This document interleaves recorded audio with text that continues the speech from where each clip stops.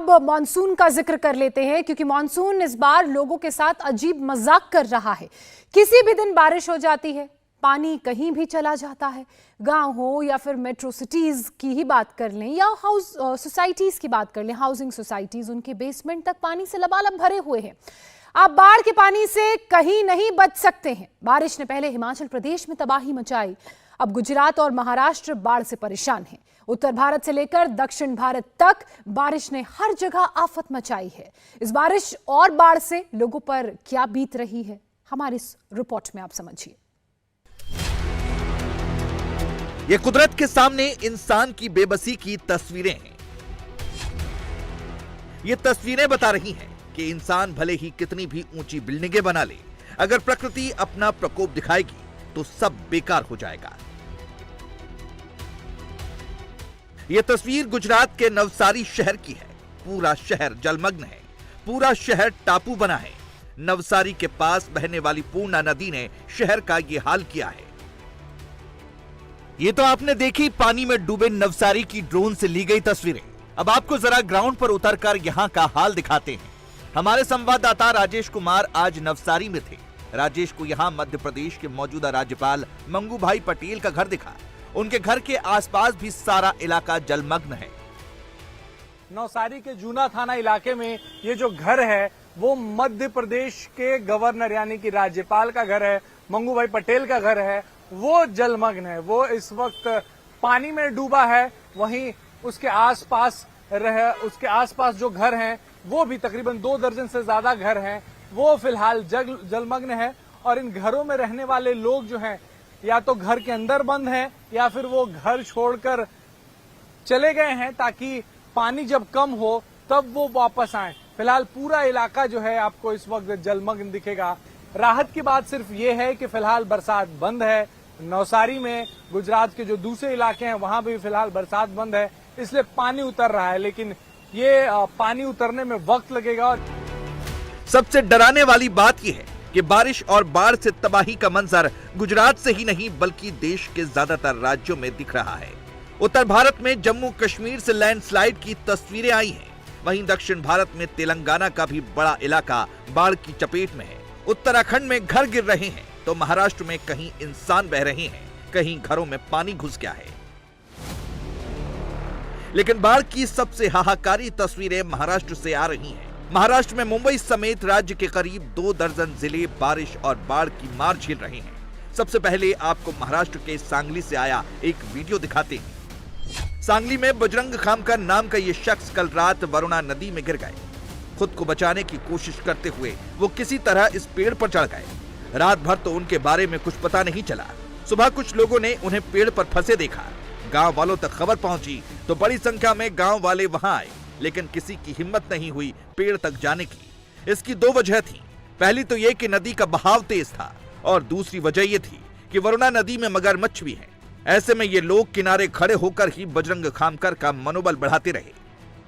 बजरंग को बचाने का रेस्क्यू ऑपरेशन शुरू होने वाला है, लेकिन इसके पहले ही उसको जानने वाले, उसके पहचान वाले तमाम लोग यहाँ पर पहुंचे हैं, जो हाथ दिखाकर बजरंग को उम्मीद बनाए रखने की अपील कर रहे हैं। ये तमाम आसपास के गांव वाले जो है वो भी यहाँ पर इकट्ठा हो गए हैं।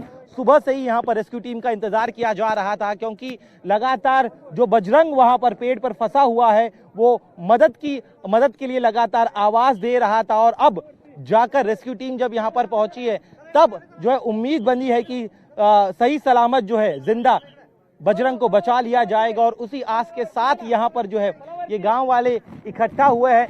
इसी बीच किसी ने जिला प्रशासन को खबर दी, तब जाकर बचाव दल को वहां भेजा गया। रेस्क्यू टीम अपने साथ बोट, लाइफ जैकेट सब लेकर आई थी, लेकिन वरुणा नदी के बहाव की वजह से उनके लिए भी उस पेड़ तक पहुंचना मुश्किल हो रहा था जहां बजरंग फंसे थे।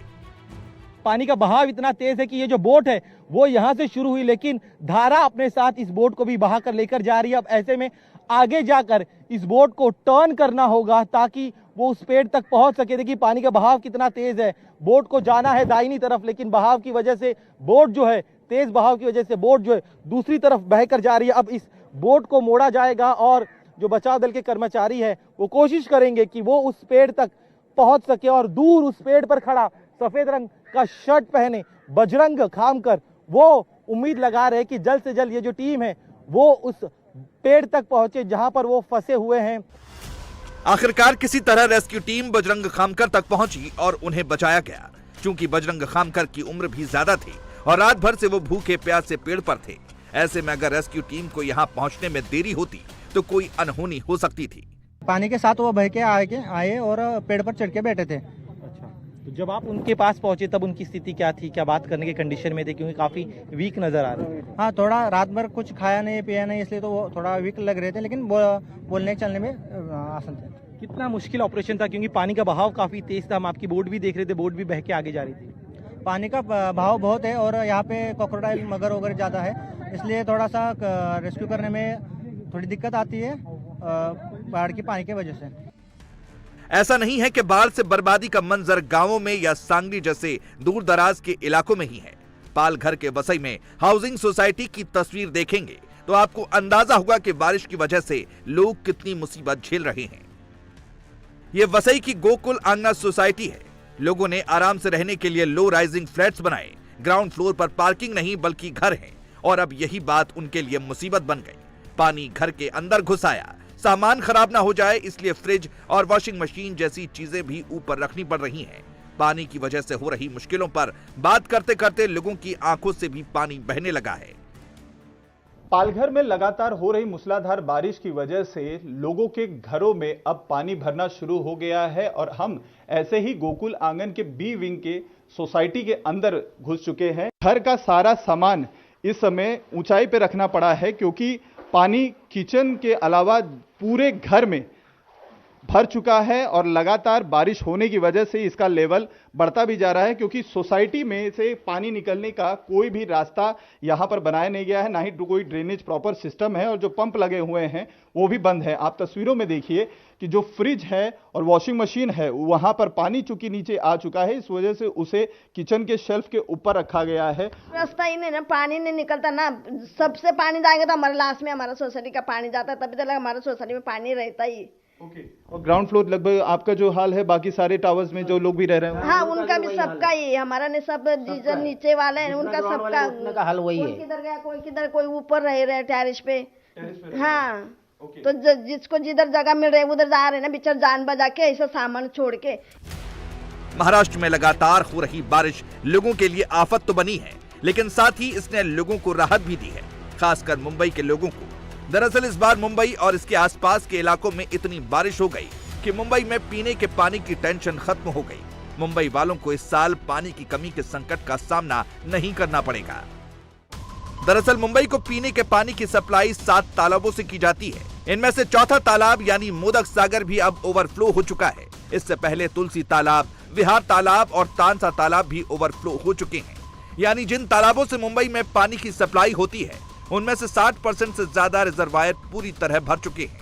मुंबई को साल भर पानी सप्लाई के लिए 14 लाख MLD पानी का स्टोरेज चाहिए। अभी तक करीब 9 लाख MLD पानी जमा हो चुका है। मुंबई में पीने के पानी की ही नहीं बल्कि इंडस्ट्रियल वाटर सप्लाई करने वाली पवई लेक भी पूरी तरह लबालब हो चुकी है। यहाँ से पानी ओवरफ्लो हो रहा है।